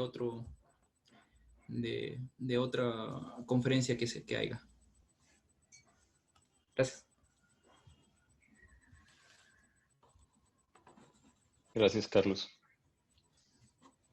Bueno, sí. Si no hay más, pues los que se tengan que retirar de los panelistas, muchas gracias por su tiempo. Yo sé que muchos tienen que llegar a otras reuniones. El espacio creo que sigue abierto unos par de minutos más para los que quieran estar, pero ya pues veo que no hay, ya está empezando la salida del espacio. Sin embargo, pues les comento, pues en este evento tenemos esto al final, también las secciones de Q&A para que la gente pueda participar. Y más adelante en las sesiones que planeamos de participativas para la comunidad Chevening, vamos a tener unos tableros donde va a haber mucha más interacción y espacios para que podamos construir algunas estrategias o links que nos puedan llevar a hacer tener un rol más activo en la construcción de las ciudades post-COVID. Muchas gracias a todos.